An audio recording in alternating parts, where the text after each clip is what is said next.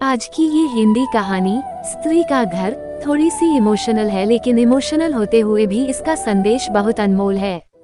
आपकी आंखें थोड़ी नम करने के साथ साथ आपके दिलो दिमाग पर यह कहानी छाप छोड़ जाएंगी, इसलिए इसे एक बार पूरी जरूर पढ़िए। तुम्हें कितनी बार बताया है, मेरे तैयार होने से पहले मेरा नाश्ता तैयार हो जाना चाहिए। शादी के 25 सालों बाद भी मुझे क्यों बार बार एक ही बात बतानी पड़ती है? लता, तुम्हें क्या है? तुम तो आराम से घर पर रहोगी, मुझे काम पर जाना पड़ता है। तुम हो कि हमेशा बेवकूफों जैसी हरकत करती हो। अगर तुम ये जानबूझकर करती हो तो याद रखना, मुझसे बुरा कोई नहीं होगा। आज भी प्रशांत का पारा चढ़ा हुआ था। इन कटु शब्दों में अपना गुस्सा उतारते हुए, गीला तौलिया कुर्सी पर फेंकते हुए प्रशांत गुस्से से लता की तरफ देखने लगा।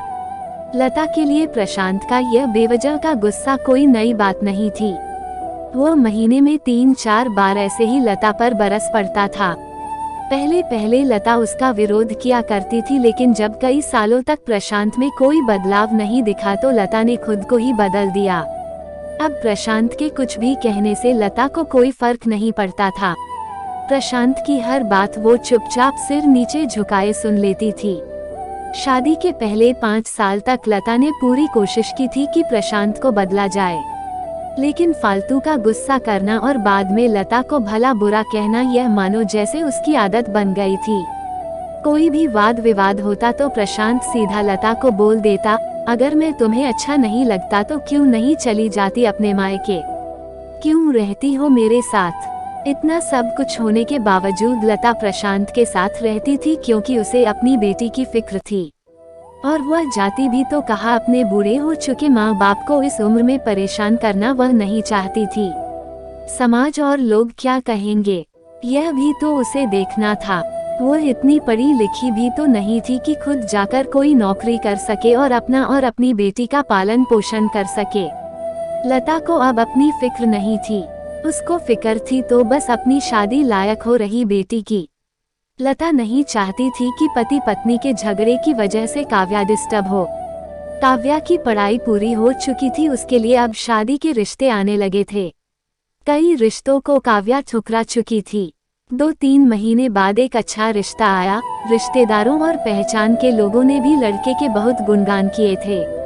प्रशांत एक शाम अपनी बेटी के पास बैठकर उसे बताने लगा, काव्या, बहुत अच्छा लड़का है, पढ़ा लिखा है, बड़ा घर है, बहुत अच्छी नौकरी है। ऐसे रिश्ते बार बार नहीं आते बेटा, इस बार मना मत करना। काव्या अपने पिता से ज्यादा बात नहीं करती थी, शायद डरती थी या शायद नफरत करती थी, लेकिन आज वो अपनी पूरी हिम्मत इकट्ठा कर बोली, मुझे अभी शादी नहीं करना है पापा, मैं नौकरी करना चाहती हूँ, खुद अपने पैरों पर खड़ी होना चाहती हूँ। हाँ तो उसमें क्या बड़ी बात है?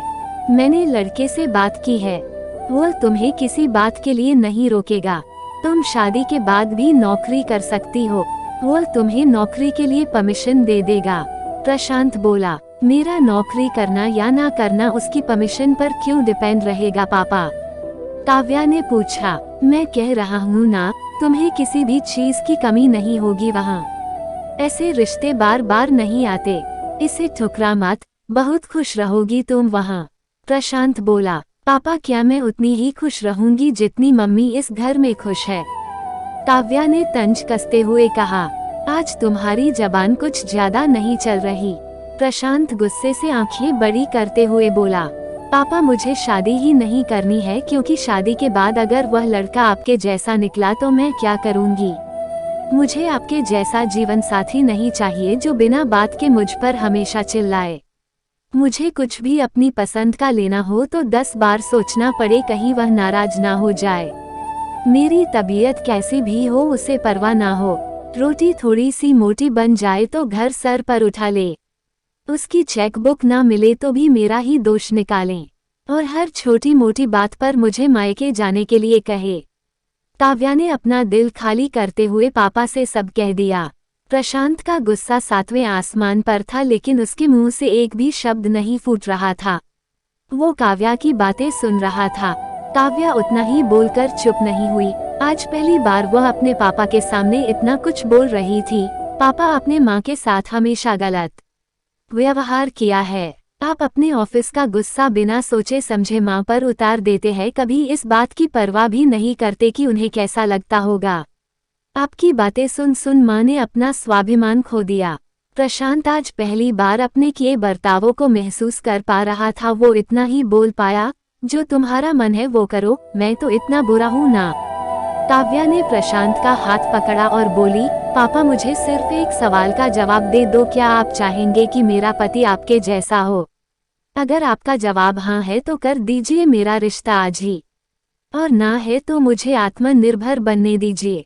प्रशांत कुछ भी ना बोल पाया और वहां से चुपचाप बाहर चला गया। आज उसे लता के सामने जाने में शर्म आ रही थी। चलते चलते उसकी आंखों से आंसू बह रहे थे।